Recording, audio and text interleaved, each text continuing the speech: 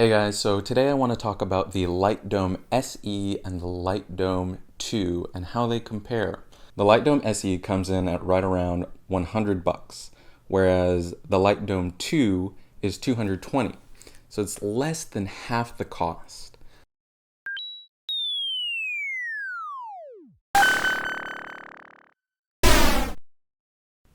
First, let me start off with the pros. Aputure took some of the features that they put into the Light Dome 2 and integrated them into the SE. So we now have two diffusion levels, a light and a heavy diffusion.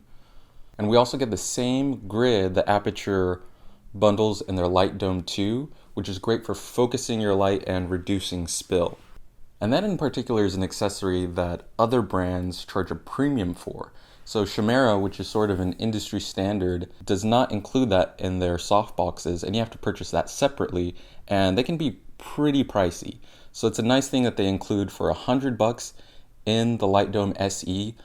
Again, other brands, they might be up to $350 just to purchase that separately from your softbox. People have been a little complaining that it doesn't have the nice spring-loaded features that the Light Dome 2 introduced, which just makes it very quick to set up. For me, I'm kind of used to putting together softboxes, so it's not the biggest deal. It's definitely a really nice, convenient feature having in the Light Dome 2, but I can live without it, I can make it work, and that wasn't a deal breaker for me. So let's time how long it takes me to put together this Light Dome SE. And keep in mind, I'm kind of craning my neck to make sure that you can actually see what I'm doing with my hands. So I could probably shave off, I would say, at least 5 to 10 seconds.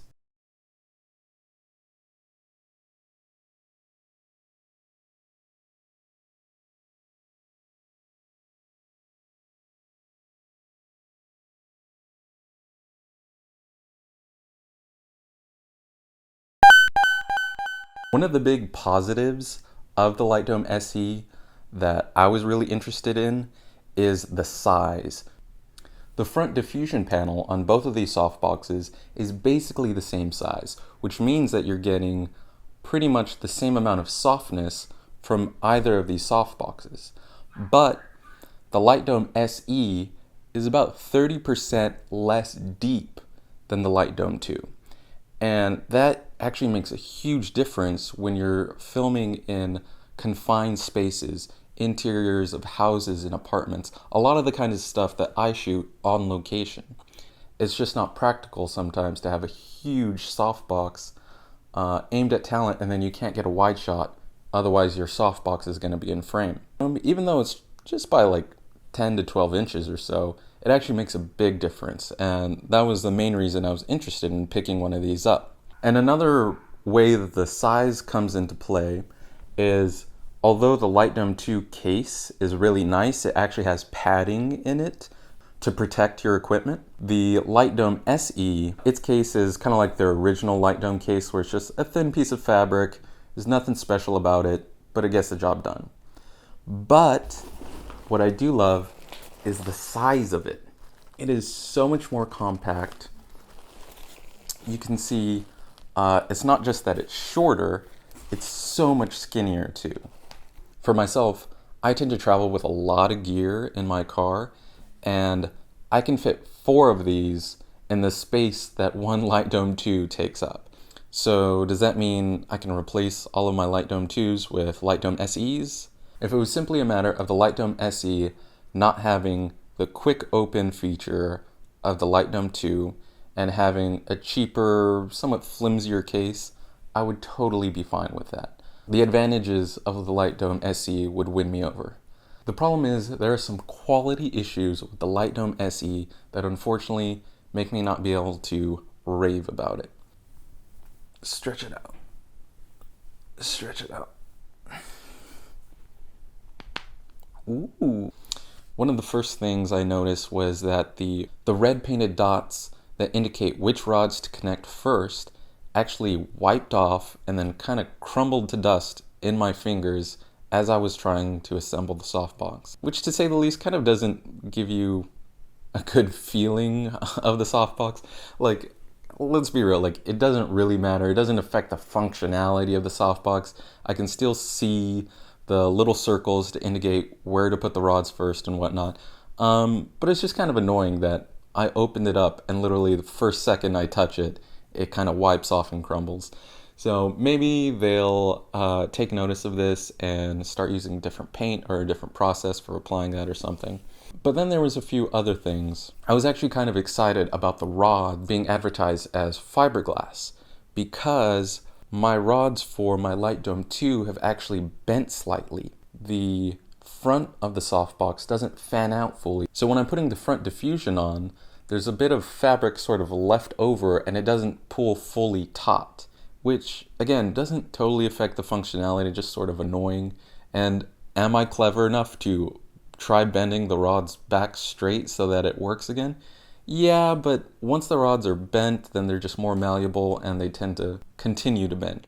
So I was kind of excited to hear that Aputure was going to be using fiberglass rods for this Light Dome SE. And I wasn't sure if it was because they noticed that issue of bending in the rods or if it was just because they were cheaper. And unfortunately, it seems to be the latter. So the very first time that I was pulling out the rods from the Light Dome SE, the metal tip of some of the rods started to slide off of the fiberglass rod, which to my eye just looks like a plastic rod with a sort of rubber coating. So it's just like not a good feeling because obviously that doesn't give good signs of the long-term wear and tear on these softboxes. One other thing that I wish Aputure had taken from their Light Dome 2 and integrated into their Light Dome SE was their gel holder. I actually love the gel holder in the Light Dome 2 because in the original Light Dome, there was no good way of putting a gel in there. And while I usually am using my lights for daylight, I do have to gel them from time to time, and having that gel holder is super convenient. But I checked and it is not compatible with the Light Dome SE speed ring. Even if they were to sell it separately, a gel holder for the Light Dome SE would totally be worth it for me. I wish they would make some sort of offering. I would be the first one to buy it. And let me know if there's anyone else who feels the same, if you guys actually use the gel holder or if it's just an extra accessory that's not totally worth it to you.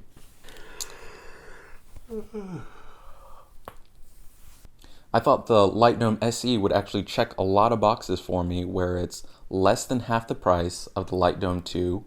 It's way more compact and travel friendly and great for shooting in smaller spaces. But there's just some quality issues that make me not 100% happy with it.